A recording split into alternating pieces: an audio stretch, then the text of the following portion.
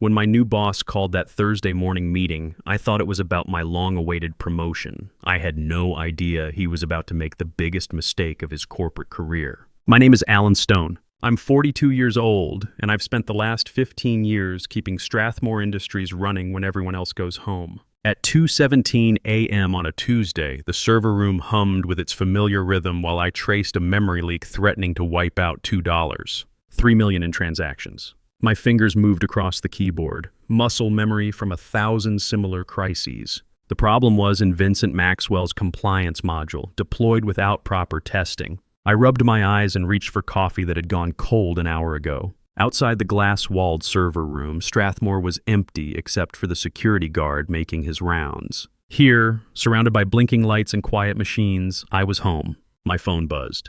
Jake's robot won regionals today. He asked if you watched the live stream. The knot in my stomach tightened.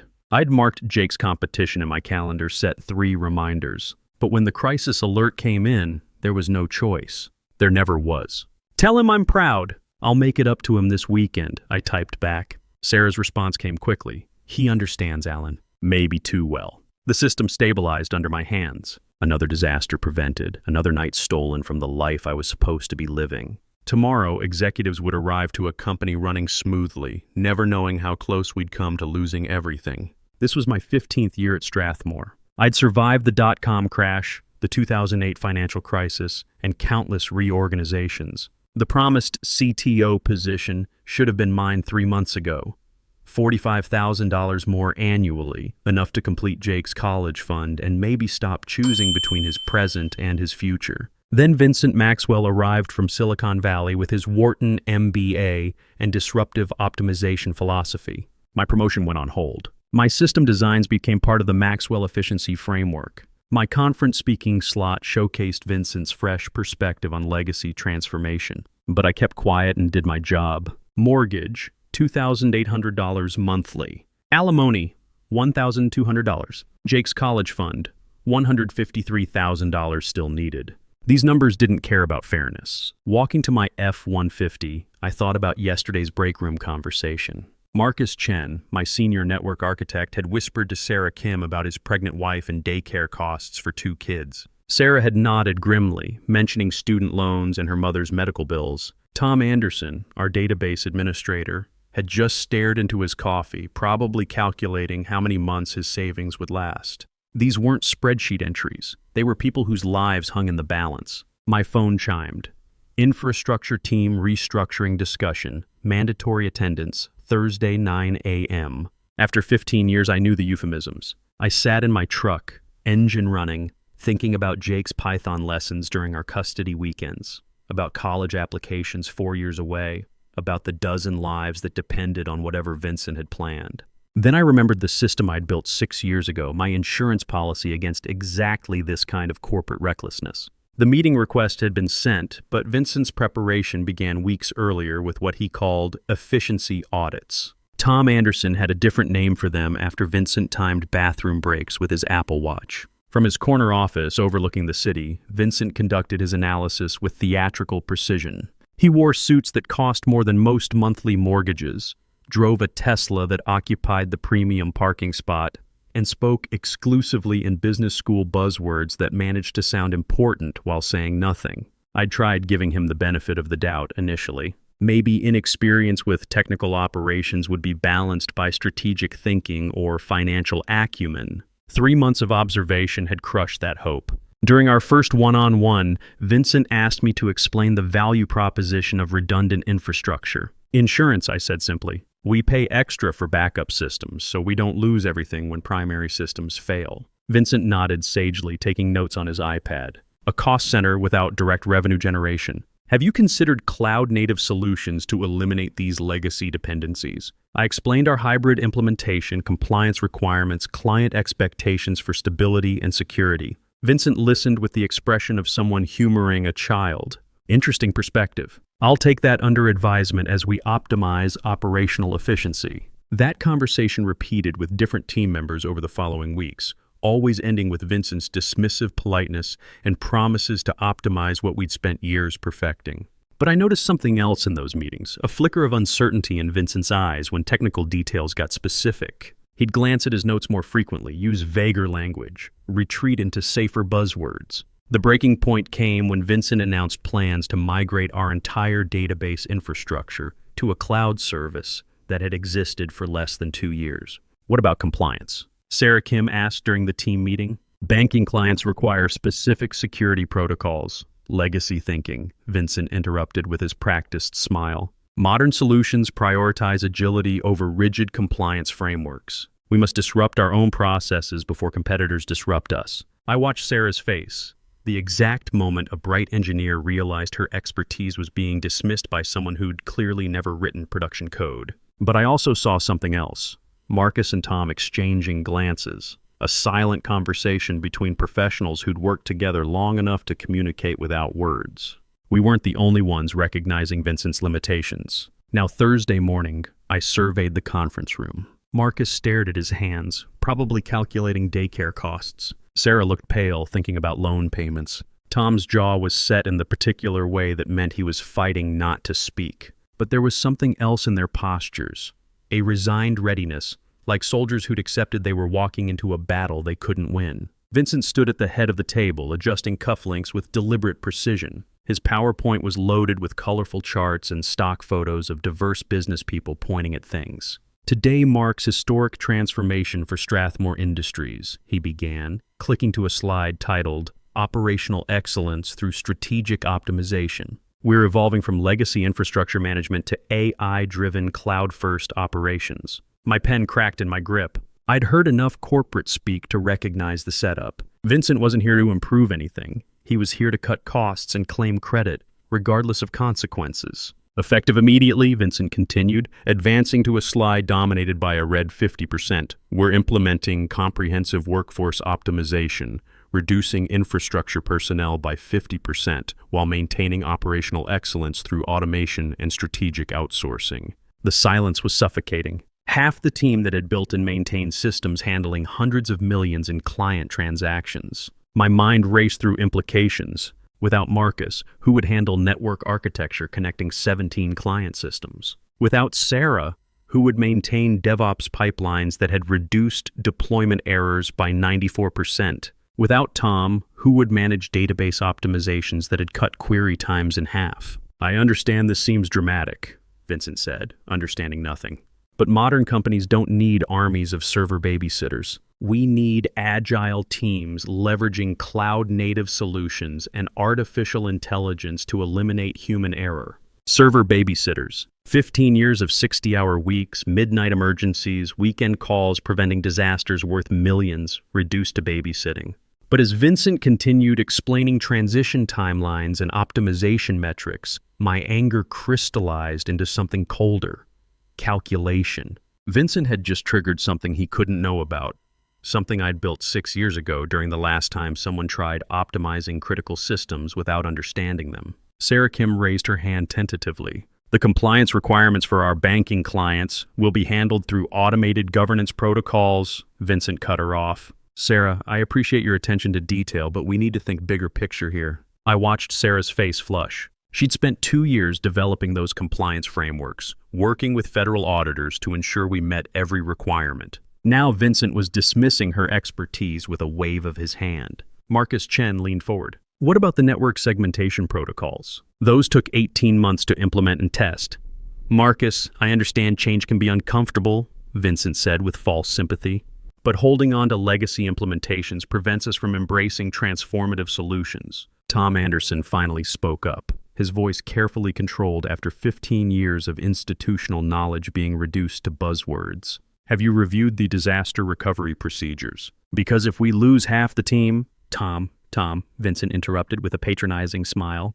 Disaster recovery in cloud-native environments is handled through automated failover systems. We don't need manual procedures when we have artificial intelligence managing our infrastructure. I realized Vincent didn't understand that the artificial intelligence he kept mentioning was just software that still needed human beings to configure, monitor, and fix when it inevitably broke down. Questions? Vincent's final slide appeared. Nobody spoke, the decision was made. This wasn't discussion, it was notification. I walked calmly back to my office while colleagues whispered frantically in hallways. My hands were steady, breathing controlled. While panic began spreading, I sat at my computer and opened a terminal window. The Sentinel Protocol had been waiting 6 years for this moment. During the 2018 security breach that nearly destroyed our reputation with banking clients, I realized the company's biggest vulnerability wasn't external hackers. It was internal decisions by people who didn't understand the systems they controlled. So I created insurance, buried deep in infrastructure monitoring code where only a systems architect would look. The system was elegantly simple. Any significant personnel reduction, more than 40% of infrastructure staff, would automatically trigger compliance reports to everyone who mattered. Board directors, external auditors, insurance underwriters, regulatory oversight bodies. Not opinions or recommendations. Technical assessments of system vulnerabilities, risk calculations, projected costs of the proposed changes. All generated automatically, time-stamped, distributed through encrypted channels bypassing normal corporate communications. The beauty was in its simplicity. Like a smoke detector for corporate decisions, silent and invisible until someone did something dangerous enough to trigger it. At 9:47 a.m., 13 minutes after Vincent's meeting ended, the Sentinel Protocol activated. My screen flickered as monitoring systems registered the personnel change and executed programmed responses. Reports generated, encrypted, transmitted. Email alerts fired across networks to distribution lists Vincent had never seen and wouldn't understand. Patricia Wells received a 37-page technical analysis of infrastructure vulnerabilities. Our insurance underwriter got risk assessments triggering automatic policy reviews. External auditors received detailed regulatory exposure projections. All documented, time-stamped, legally admissible. I leaned back and allowed myself a small smile. Vincent thought he'd been clever, timing his announcement late in the week to limit pushback. But he'd just handed me everything needed to prove what 15 years taught me. Systems thinking beats buzzword thinking. Phone calls started at 11:15 a.m. I could hear Vincent's voice carrying down the corridor, notably different from his usual confidence. "Sir, this is strategic workforce optimization," he said, pitched higher than normal. "Temporary operational adjustment for long-term efficiency gains." But calls kept coming. The CFO demanding cost projections Vincent hadn't prepared. Legal asking about regulatory implications Vincent hadn't considered. Board members who hadn't spoken to Vincent since his hiring suddenly interested in technical details. Marcus stopped by my office around noon. My wife called. "Contractions started this morning. I need to leave, but with everything happening..." "Go," I said without hesitation. "Family first. I'll handle anything urgent." "Thanks, Alan. I don't know what's going to happen to any of us." "We'll figure it out. Take care of your family." As Marcus logged off, I realized Vincent's optimization was already causing casualties. People too stressed to think clearly, too scared to make good decisions, too focused on survival to do their jobs effectively. My phone rang. Patricia Wells, direct line. "Alan," she said without preamble, "I've got some very concerning reports about infrastructure vulnerabilities in my inbox. Vincent says this is routine operational adjustment, but our insurance company is threatening to suspend our cyber liability coverage. I need someone who understands these systems to explain what's actually happening here." I chose my words carefully. "I can provide technical analysis, Patricia, but I should mention I'm directly affected by proposed changes, so you might want to consider whether I'm the right person for objective information." "Right now, you're the only person I trust to tell me the truth," she said. "Can you be in my office at 2 o'clock? I'll be there." Looking around my office, 15 years of accumulated knowledge, technical manuals, compliance documentation, vendor contact lists, emergency procedures existing nowhere but in my head and handwritten notes. I realized half of Strathmore's institutional memory sat in this room. Vincent wanted to eliminate it for quarterly cost savings. Sarah messaged me, LinkedIn exploding with warnings about Strathmore. Someone leaked Vincent's presentation, getting ugly fast. I opened LinkedIn and found the post. Screenshots of Vincent's presentation with commentary attracting hundreds of industry comments. This is what happens when MBAs try optimizing critical infrastructure without understanding what they're optimizing, one CTO wrote. I've seen this pattern before. It never ends well. A principal engineer from a major consulting firm added, "Any company cutting infrastructure staff 50% while claiming to maintain operational excellence is lying to themselves or their clients. Probably both." The thread gained momentum with IT professionals sharing horror stories about optimization initiatives leading to security breaches, system failures, regulatory fines. Vincent's grand gesture was becoming a real-time cautionary tale. Time for facts. Patricia Wells had been a systems engineer before becoming a venture capitalist, then board member. Her office reflected that background, clean, organized, with technical books that looked red rather than decorative. She was reviewing documents when I arrived, reading glasses perched as she flipped through what looked like the Sentinel Protocol's risk assessment. "Sit down, Alan," she said without looking up. "I've been reading about critical infrastructure vulnerabilities and regulatory compliance exposure for 2 hours. Help me understand what Vincent actually proposed." I opened my prepared portfolio. Short version, he wants to cut our infrastructure team in half while maintaining the same service levels for clients who pay premium prices specifically for our reliability and security. Long version, technically possible, but only if everything goes perfectly, all the time, forever. Which isn't how critical systems work. Patricia set down the report and looked at me directly. Explain that like I'm still an engineer, not a board member. I pulled out a network diagram. Current infrastructure. 17 client systems, each with specific compliance requirements, security protocols, performance guarantees. We maintain 97% uptime because we have redundant systems and experienced people who respond to problems before they become disasters. Second diagram, Vincent's proposed infrastructure. Same client systems, same performance guarantees, but half the monitoring staff and most redundancy eliminated for cloud services and automation. What's wrong with automation? Nothing, when properly implemented and maintained. But automation doesn't replace human judgment, it amplifies it. If automated systems are designed by people who don't understand underlying infrastructure, you get automated failures instead of manual ones. Patricia studied the diagrams. Specific example, last Tuesday, Vincent's team pushed a compliance module into production without proper testing. Memory leak crashed our primary database server at 2 a.m. Automated monitoring caught the failure, but human intervention diagnosed the cause and implemented fixes. Under Vincent's structure, we wouldn't have had anyone available for that kind of emergency response. What would have happened? Best case, 6 to 8 hours downtime while Vincent's outsourced support team tried diagnosing a system they didn't design and couldn't properly access. Worst case, losing a day's transaction data worth $2.5 million. Patricia made notes in the margins. Vincent showed the board impressive cost savings projections. 15% operational expense reduction, improved efficiency metrics. Those projections assume everything works exactly as planned, I said. But infrastructure isn't theoretical. When systems fail, and they will, you need experienced people who understand how to fix them quickly. That experience costs money, but it's insurance against much larger costs. I pulled out another document. 3 years ago, a competitor tried similar optimization. Cut infrastructure team 60%, moved everything to automated cloud management. Within 6 months, 2 major security breaches and compliance violations costing their largest client and resulting in federal fines. I slid the document across. The infrastructure team they eliminated cost $800,000 annually. The problems that elimination caused cost $47 million.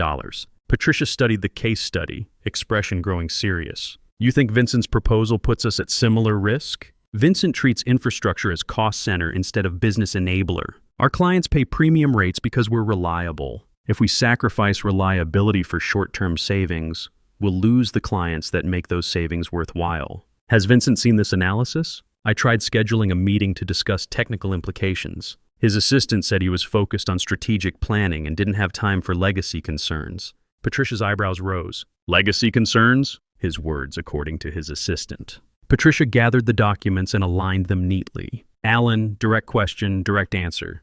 If we implemented Vincent's proposal as outlined, what would be the most likely outcome? I considered carefully. Short term, it would look successful. Costs down, metrics improved, executives happy. But infrastructure problems compound over time. 6 months, maybe a year, we'd start seeing system failures we couldn't diagnose quickly enough, security vulnerabilities we couldn't patch fast enough, compliance issues we couldn't resolve before they became violations. And then, we'd spend far more fixing emergency problems than we ever saved eliminating the people who could have prevented them. Patricia nodded slowly. Thank you for honest assessment. As I stood to leave, she asked, if you were in Vincent's position, how would you approach cost reduction? Start by understanding what value current infrastructure provides. Then look for efficiency improvements without compromising reliability. Better automation tools, more efficient processes, strategic vendor partnerships. But make changes incrementally. measuring impact at each step, rather than dramatic cuts based on theoretical projections. That sounds like the methodical approach that got you recommended for CTO in the first place. I paused at the door. It's the approach that's kept our systems running 15 years without major failure. System failures began Monday morning, not catastrophic failures. Vincent's automated monitoring was sophisticated enough to prevent complete disasters, but subtle degradations that experienced engineers would catch and correct before clients noticed. Database queries running 20% slower because automated optimization algorithms prioritize theoretical efficiency over practical performance. Network latency spikes during peak hours because reduced monitoring staff couldn't adjust load balancing in real time. Security audit alerts sitting unreviewed in automated queues because the remaining team was stretched impossibly thin. I watched it unfold from my office, fielding calls from concerned clients while trying to manage problems with a skeleton crew already showing signs of burnout. Marcus was back from his family emergency, but distracted and worried about both his wife's health and job security. Sarah worked 16-hour days trying to cover responsibilities of 3 engineers. Tom had developed what he called stress-induced insomnia, surviving on caffeine and determination. Tuesday brought the first client complaint. ChemCorp's CTO called me directly, bypassing normal support channels. Alan, we're seeing performance issues with transaction processing. Response time's up 40% from last month. Our CFO has questions I can't answer. I pulled up ChemCorp's system metrics while keeping my voice professionally neutral. I can see the latency you're referring to. Recent infrastructure changes are affecting optimization algorithms. I'm working on a fix. Infrastructure changes? What kind? I chose words carefully. Staffing adjustments impacting our monitoring and response capabilities. Nothing affecting security or data integrity, but performance tuning has been slower than usual. Staffing adjustments. His tone suggested he understood the euphemism. Alan, I need you to understand something. We've been with Strathmore 8 years because you provide rock-solid reliability. If that changes, we have options. I understand. I'm personally overseeing the performance issues. Give me 48 hours. You've got it, but Alan, 48 hours, not 49. Wednesday's emergency came at 3 a.m. Primary backup system failed during automated maintenance, leaving critical client data protected by only secondary redundancy. Under normal circumstances, overnight monitoring team would detect and correct this within minutes. But there was no overnight team anymore, just automated alerts going to an increasingly exhausted on-call rotation. I got the call at 3:17 and was driving to the office by 3:22. By the time I'd diagnosed and corrected the problem, it was 6:30 a.m. and I'd missed Jake's morning robotics practice, the one he'd specifically asked me to attend. I called him from the parking garage. Hey buddy, sorry I missed practice. Emergency at work. It's okay, Dad. I know your job is important. It is important, but you're important too. How about breakfast before school? I already ate. Mom made pancakes. I heard the resignation in his voice. 14-year-old acceptance that Dad's job always came first. The same tone Sarah had used during our marriage. The growing distance that contributed to our divorce. Rain check for this weekend? Sure, Dad. Love you. Love you too. Sitting in my truck after ending the call, I felt the weight of choices that weren't really choices. Vincent's optimization wasn't just destroying careers and threatening clients. It was stealing time from the people who mattered most. Thursday's meeting was corporate theater at its peak. Vincent had prepared another PowerPoint focused on performance optimization opportunities and operational excellence metrics. The conference room monitor displayed charts showing response times, system utilization, client satisfaction scores, all trending downward. As you can see, Vincent said, clicking through slides with practiced precision, our recent organizational improvements have revealed areas where technical execution isn't meeting strategic objectives. My jaw clenched. Organizational improvements meant layoffs. Technical execution not meeting strategic objectives meant remaining staff couldn't do the jobs of eliminated people. I want to understand what's driving these performance gaps, Vincent continued, and develop actionable solutions for returning to excellence. Sarah raised her hand tentatively. Performance issues are primarily related to reduced monitoring coverage. We're managing 17 client systems with half last month's staff. Optimization tasks that used to happen proactively are now happening reactively. Vincent made notes on his iPad. So this is resource allocation challenge. Have you considered leveraging automation tools to improve efficiency? Automation tools support human oversight, not replace it, Marcus said, voice carefully controlled. When automated systems encounter problems they weren't programmed to handle, they need human intervention. With reduced staffing, those interventions take longer. Interesting perspective, Vincent said with disinterested interest. Tom, you manage database systems. What's your assessment of optimization opportunities? Tom leaned forward, 15 years of knowledge evident. Database performance issues relate directly to the compliance module your team deployed without proper testing. It created memory leaks that compound over time. Under normal circumstances, we'd have caught and fixed this during development. But with compressed timelines and reduced oversight, I appreciate feedback, Vincent interrupted, but I'm more interested in forward-looking solutions than backward-looking blame assignment. What can we do differently going forward? I'd heard enough. Vincent, the problems we're discussing aren't mysterious technical failures. They're predictable consequences of reducing critical staffing without adjusting performance expectations. If you want specific solutions, either restore adequate staffing or reduce client commitments to match current capacity. The room went quiet. Vincent's practiced smile faltered before reasserting itself. That's certainly one perspective, Alan, but I'm confident that with the right efficiency optimization approach, we can maintain client commitments while operating with our current staffing model. Based on what evidence? Industry best practices and proven methodologies for infrastructure modernization. Can you cite specific examples of companies that successfully implemented similar reductions without service quality impact? Vincent's smile strained. I think this detailed technical discussion might be better suited for a separate meeting. Right now, I want to focus on immediate action items for performance improvement. I realized Vincent either didn't have examples or didn't understand why examples he might have weren't applicable. Either way, it confirmed my suspicion. Vincent's confidence was based on theory rather than experience. But watching his expression more carefully, I saw something else. For just a moment, when I'd asked for specific examples, Vincent's eyes had widened slightly. Not defiance, but genuine surprise that someone would challenge his assumptions. He'd been operating in an environment where his MBA credentials and buzzwords went unquestioned. The idea that someone might demand evidence was foreign to him. The meeting continued for another 20 minutes, with Vincent assigning action items, essentially requesting remaining staff work longer hours to compensate for reduced team size. No additional resources, no adjusted timelines, no acknowledgement that problems were structural rather than individual. My phone chimed. Emergency board call tomorrow 10 a.m. Your attendance requested. But what Vincent didn't know was that the real confrontation was just beginning. The emergency board meeting convened in the executive conference room with its polished mahogany table and wall-mounted displays showing real-time company metrics. I arrived 15 minutes early, reviewing notes and preparing for what might be the most important conversation of my career.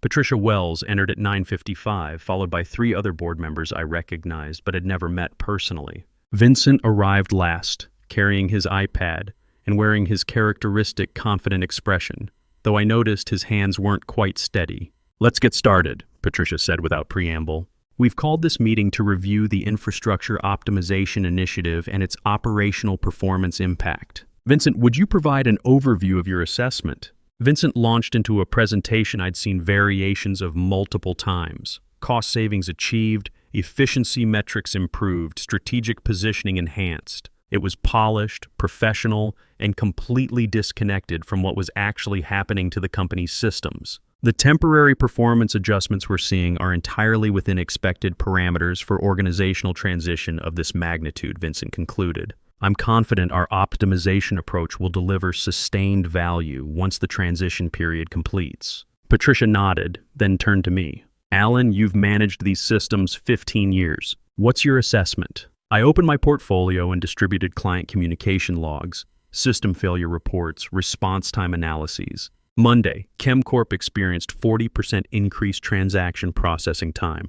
Tuesday, Med Devices Compliance Monitoring registered 3 alerts that went unreviewed for 6 hours because we no longer have adequate oversight staff. Wednesday, our primary backup system failed and wasn't restored for 3 hours because our emergency response team has been reduced below sustainable levels. One board member I didn't recognize leaned forward. Are these operational failures or performance optimizations? Operational failures being classified as performance optimizations, I said. The distinction matters because failures require corrective action, while optimizations suggest problems are temporary and will resolve themselves. Vincent cleared his throat. I think it's important to maintain perspective. Every major infrastructure transition involves adjustment periods. The key is focusing on long-term strategic value rather than short-term tactical concerns. But Patricia was reading through my documentation with the focused attention of someone who understood technical systems. She looked up with a frown I recognized, the expression of an engineer who'd found a critical flaw.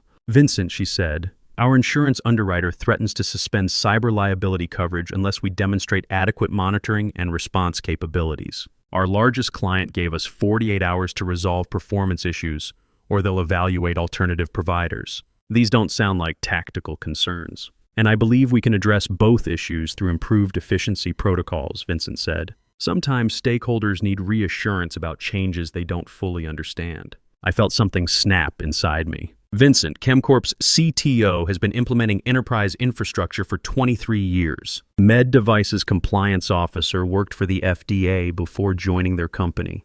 These aren't stakeholders who don't fully understand.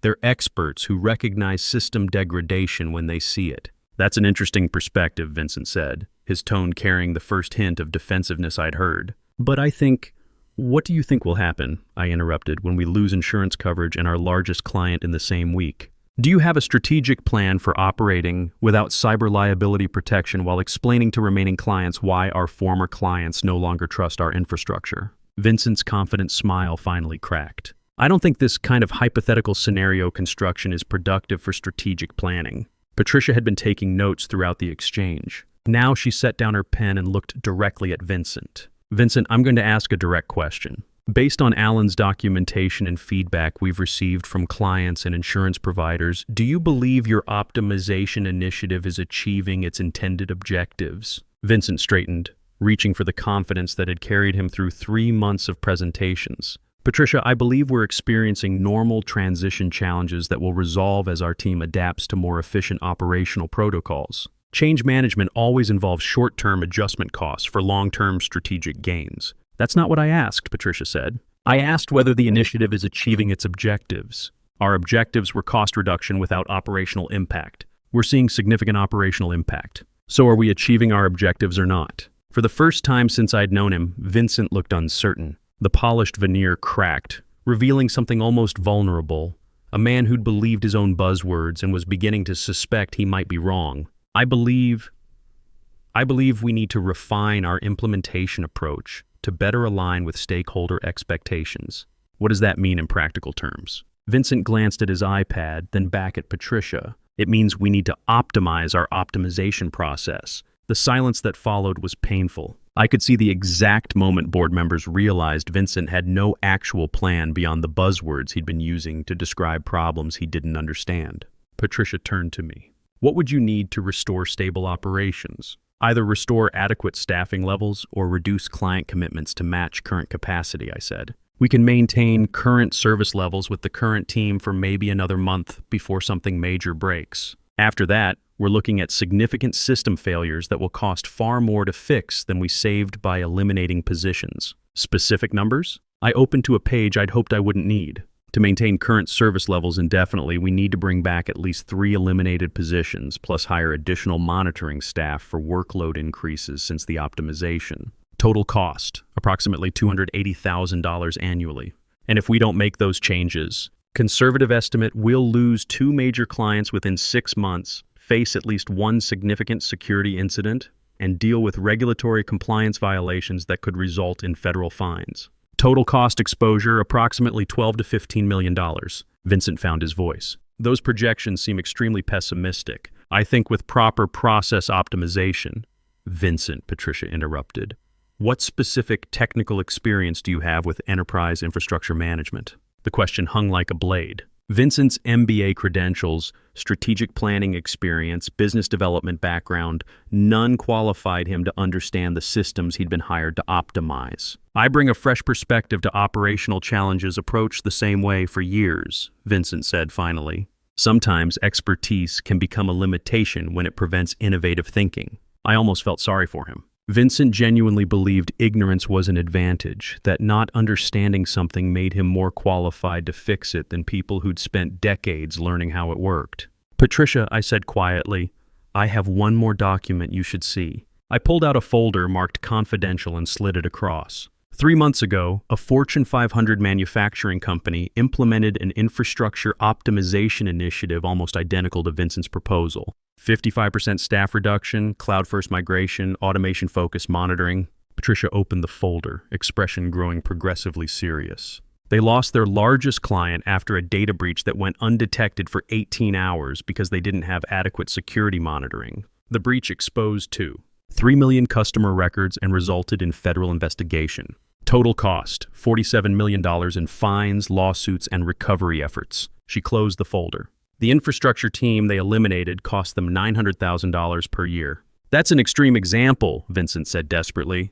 There's no reason to believe Vincent, Patricia said. You're terminated effective immediately. The words landed like a physical blow. Vincent's facade crumbled entirely, replaced by desperate scramble of a man who just realized his career was over. Patricia, I think if we could discuss the strategic implications, security will escort you out, Patricia said. Alan, are you still interested in the CTO position? I looked around the conference room at board members who just witnessed the consequences of choosing style over substance, at Vincent gathering his things with shaking hands. I appreciate the offer, I said finally.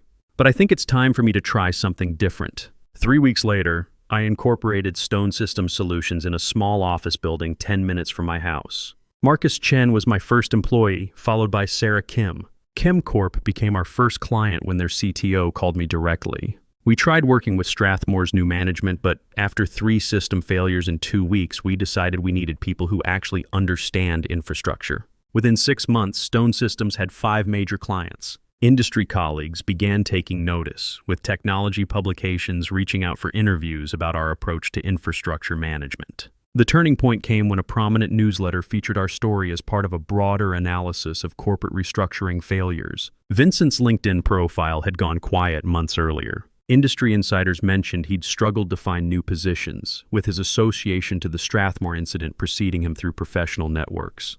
But the moment I treasured most came during Jake's State Robotics Championship. I was in the front row, phone off, watching my son's team compete. Jake's robot, programmed with Python skills I'd taught him, navigated flawlessly. When they announced his team as champions, I felt satisfaction deeper than any corporate victory. Dad, I used that error handling routine you taught me. Check for problems before they become disasters. That's a skill that'll serve you well anywhere. That evening, I sat on my deck with McAllen 18, watching Jake work on his next project. The phone rang, Jennifer Walsh from Pinnacle Industries, offering a CTO position. I looked at my son debugging code with the patience I'd taught him, at the house I owned outright, at the business giving me control over my time and principles. I appreciate the call, Jennifer, but I'm exactly where I need to be. Jake looked up. Dad, syntax error I can't figure out. Can you help? Absolutely, I said, setting down my whiskey. Let's debug this together. As we worked through the code together, I understood that this was what victory looked like. Not dramatic reversal or public vindication, but the satisfaction of work done well, principles maintained, and a legacy worth passing on. Sometimes the best revenge was proving the right way worked better than the easy way. Sometimes justice arrived not with thunder but with systems running smoothly, operated by people who understood that experience wasn't a liability to be optimized away. It was an asset to be valued and protected. I'd found something that couldn't be optimized or disrupted. The knowledge that integrity and competence, when properly applied, tend to outlast whatever flashy theories try to replace them.